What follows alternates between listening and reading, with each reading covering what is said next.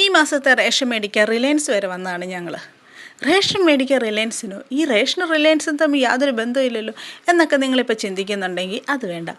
ഒരു മാസത്തേക്ക് വീട്ടിലോട്ട് ആവശ്യമായ വ്യഞ്ജനങ്ങൾ വാങ്ങാനായിട്ടാണ് ഞങ്ങൾ വന്നിരിക്കുന്നത്. അതായത് പച്ചക്കറിയും അരിയും ഒഴികെ ബാക്കിയുള്ള അല്ലറ ചില്ലറ സാധനങ്ങൾ, കറി പൗഡറുകൾ, സോപ്പ് പൊടി, എണ്ണ, പഞ്ചസാര, പിന്നെ പരിപ്പ്, കടല, ഇങ്ങനെ അത്യാവശ്യ സാധനങ്ങളൊക്കെ വാങ്ങാനായിട്ടാണ് ഞങ്ങളിപ്പോൾ ഇവിടെ വന്നിരിക്കുന്നത്.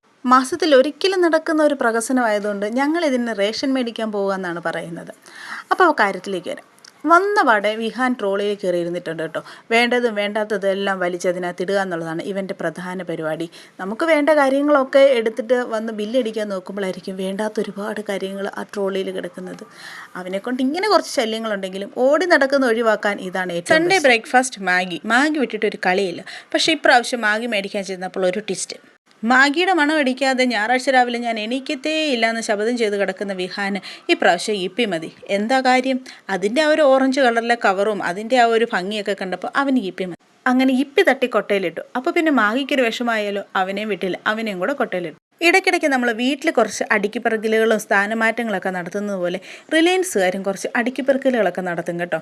ഇതങ്ങോട്ട് കഴിഞ്ഞിട്ട് നമ്മൾ അവിടെ എന്തെങ്കിലും വാങ്ങിക്കാനായിട്ട് ചെന്നാൽ ജീരകം വെച്ചിരിക്കുന്നിടത്ത് സോപ്പ് പൊടി ഇരിക്കുന്നിടത്ത് എണ്ണ ഇരിക്കുന്നിടത്ത് കാപ്പിപ്പൊടിയൊക്കെ ഇരിക്കുന്നതാണ് നമ്മളെ ആകെ വട്ടുപിടിപ്പിക്കും. അതവർക്കൊരു രസമാണ്.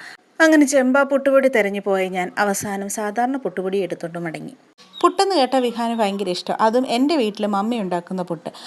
ഞാൻ എത്രമാത്രം പുട്ടുണ്ടാക്കി കൊടുത്താലും അവൻ അതൊരല്പം പോലും കഴിക്കത്തില്ല. അതിൻ്റെ കാര്യം അന്വേഷിച്ചപ്പോഴല്ലേ ഗുട്ടൻസ് മനസ്സിലായത്. മമ്മി പുട്ടുണ്ടാക്കുന്നത് ഇങ്ങനത്തെ പുട്ടുപൊടി ഉപയോഗിച്ചും ഞാൻ പുട്ടുണ്ടാക്കുന്നത് സാധാരണ അരിപ്പൊടി ഉപയോഗിച്ചും. പിള്ളേരെ പറഞ്ഞിട്ട് കാര്യമുണ്ടോ? നമ്മൾ വീട്ടിൽ പഠിപ്പിക്കുന്ന അരിപ്പൊടി കൊണ്ട് ഉണ്ടാക്കുന്ന പുട്ടിനെക്കാട്ടിലും ടേസ്റ്റ് കൂടുതൽ പുട്ടുപൊടി കൊണ്ട് ഉണ്ടാക്കുന്നതിന് തന്നെയാണ്. അങ്ങനെ പുട്ടുപൊടി മേടിച്ചു, എണ്ണ മേടിച്ചു, ചായപ്പൊടി മേടിച്ചു. ചായപ്പൊടിയും കാപ്പിപ്പൊടിയൊക്കെ ഞാൻ എപ്പോഴും ഒരു പാക്കറ്റ് എക്സ്ട്രാ കൂടി മേടിക്കും. കാരണം എപ്പോഴും ആവശ്യമുള്ളതാണല്ലോ ഇതെല്ലാം. അതുകൊണ്ട് തന്നെ പെട്ടെന്ന് തീർന്നും പോവും. അങ്ങനെ നമ്മുടെ വണ്ടിയുടെ ഡ്രൈവർക്ക് ക്ഷീണമായി കഴിഞ്ഞാൽ പിന്നെ ആൾക്കൊരു മിൽക്ക് ഷേക്ക്, അത് നിർബന്ധമാണ്. മിൽക്ക് ഷേക്ക് കിട്ടുന്നത് വരെ പിണങ്ങിയിരിക്കുക, വഴക്കുണ്ടാക്കുക, ഉറക്കെ കരയുക, ദേഷ്യപ്പെട്ടിരിക്കുക, ഇങ്ങനെയുള്ള കുറച്ച് ലക്ഷണങ്ങളൊക്കെ കാണിച്ചു തുടങ്ങും. ലക്ഷണങ്ങൾ മൂർധന്യാവസ്ഥയിൽ എത്തുന്നതിന് മുമ്പ് നമ്മൾ ആ മിൽക്ക് ഷേക്ക് കൊടുക്കും. പിന്നെ അതൊന്ന് പൊട്ടിച്ച് കുടിക്കുന്നത് വരെയാണ് അടുത്ത അംഗം. ബില്ലടിക്കാതെ പൊട്ടിക്കാൻ പറ്റത്തില്ലെന്ന് എത്ര പറഞ്ഞാലും കേൾക്കത്തില്ല. അത് പിടിച്ചുകൊണ്ട് ചിണുങ്ങി കരഞ്ഞുകൊണ്ടൊക്കെ അങ്ങ് നടക്കാൻ തുടങ്ങും. അങ്ങനെ ബില്ലടിക്കാൻ സമയമായപ്പോൾ അവൻ്റെ മിൽക്ക് ഷേക്ക് തന്നെ ആദ്യം ബില്ലടിച്ച് കൊടുക്കാൻ പറഞ്ഞു. കാരണം അതങ്ങ് കിട്ടിക്കഴിഞ്ഞ് കഴിഞ്ഞാൽ പിന്നെ അവൻ എവിടെയെങ്കിലും സൈഡായിക്കോളും, അതവിടെ കുടിച്ചുകൊണ്ട് നിന്നോളും. കിട്ടിയ പാടെ അത് അപ്പോൾ തന്നെ പൊട്ടിച്ച് കുടിക്കാനായിട്ട് തുടങ്ങി. കുറച്ച് ടേസ്റ്റ് ചെയ്യാനൊക്കെ തന്നു കേട്ടോ. അങ്ങനെ ഞങ്ങളുടെ ഈ മാസത്തെ റേഷൻ മേടിയിൽ ഏകദേശം കഴിഞ്ഞു.